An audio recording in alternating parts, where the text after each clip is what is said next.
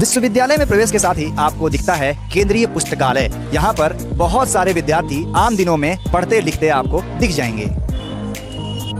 केंद्रीय पुस्तकालय से थोड़ा सा आगे बढ़ते ही आपको जो बिल्डिंग दिखाई देती है वो बिल्डिंग है department of English and modern European languages की।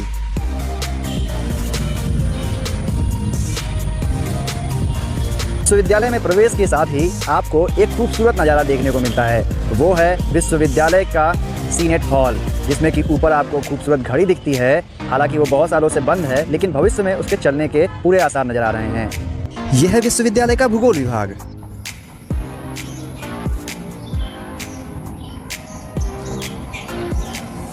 ज्योग्राफी डिपार्टमेंट के थोड़ा ही आगे बढ़ते हुए हमें जो रास्ता दिखता है ये कैंटीन की ओर ले जाता है। अक्सर ये रास्ता लोगों से भरा रहता है, छात्रों से भरा रहता है, लेकिन कोविड की वजह से कैंपस बंद होने की वजह से ये यहाँ पे सन्नाटा पसरा हुआ है।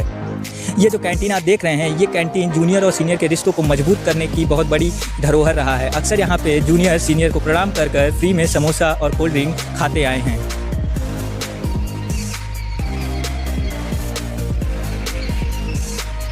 थोड़ा आगे बढ़ते ही हमें CBCS का नेशनल न्यूरो इमेजिंग फैकल्टी दिखाई देगी। ये अपने आप में ही साइकोलॉजी के फील्ड में सबसे बेहतरीन और लेटेस्ट टेक्नोलॉजी में रिसर्च करने के लिए हाल ही में बनाई गई विश्वविद्यालय द्वारा नई बिल्डिंग है। के थोड़ा राइट साइड जाने पर हमें मनोविज्ञान विभाग मिलता है।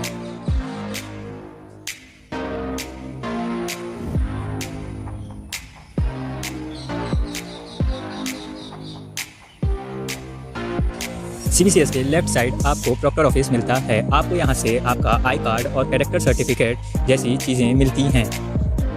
CBCS के पीछे आपको जो बिल्डिंग दिखाई देगी वो है राजनीति शास्त्र विभाग। अगर आप राजनीति शास्त्र के विद्यार्थी हैं तो आपको इस विभाग में पढ़ने का अवसर मिलेगा।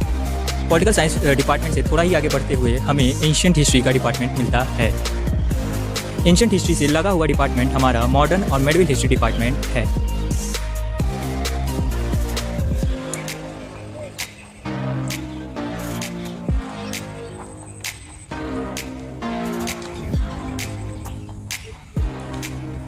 यह है विश्वविद्यालय का संस्कृत डिपार्टमेंट।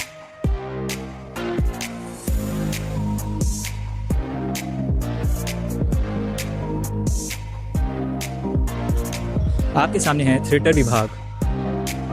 उसके जस्ट सामने आपको फिजिकल एजुकेशन डिपार्टमेंट भी मिलेगा।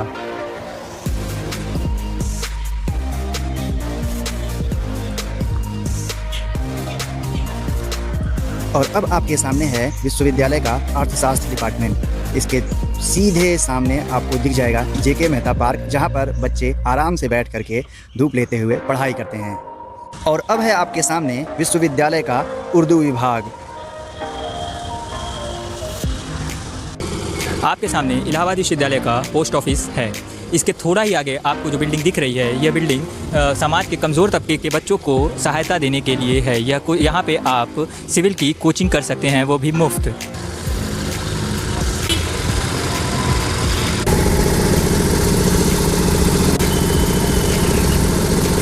अब आपके सामने जो डिपार्टमेंट दिखाई दे रहा है वो है विश्वविद्यालय का विजुअल आर्ट डिपार्टमेंट। और इससे थोड़ा सा ही मतलब कि लगभग सटा हुआ है विश्वविद्यालय के अंदर का स्टेट बैंक। छात्रों के लिए बैंकिंग सुविधाएं यहाँ पर उपलब्ध हैं।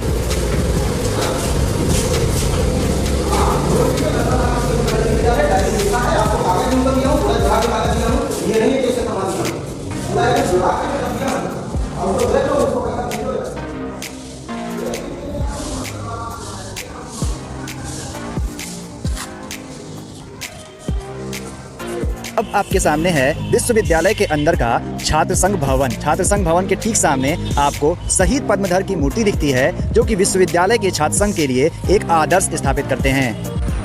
अब आपके सामने इलाहाबाद विश्वविद्यालय का हिंदी एवं आधुनिक भारतीय भाषा विभाग है। अगर आप हिंदी भाषा के छात्र हैं तो विश्वविद्यालय के इस डिपार्टमेंट में आपको पढ़ने का अवसर जरूर मिलेगा। अब आपके सामने है इलाहाबाद विश्वविद्यालय का विवेकानंद एडमिनिस्ट्रेटिव ब्लॉक। यहाँ पर विश्वविद्यालय के सारे प्रशासनिक कार्य संपन्न होते हैं। अब आपके सामने है विश्वविद्यालय का DSW ऑफिस। स्टूडेंट वेलफेयर के सारे कार्य यहीं से होते हैं। आपके सामने है विश्वविद्यालय का परीक्षा नियंत्रक कार्यालय। परीक्षा की सारी जो भी फैसले होते हैं वो यहीं से लिए जाते हैं। विवेकानंद प्रशासनिक भवन में ही वाइस चांसलर कार्यालय भी है।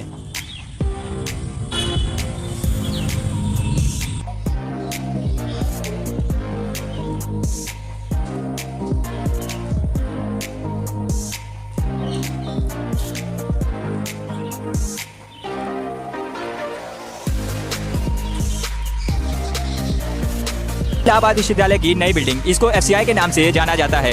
इस बिल्डिंग में कुछ सब्जेक्ट की क्लास तो चलती है, उसके साथ भी हमें कुछ डॉक्यूमेंट भी यहीं से प्राप्त होते हैं, जैसे कि डिग्री, प्रोविजनल सर्टिफिकेट और मार्कशीट।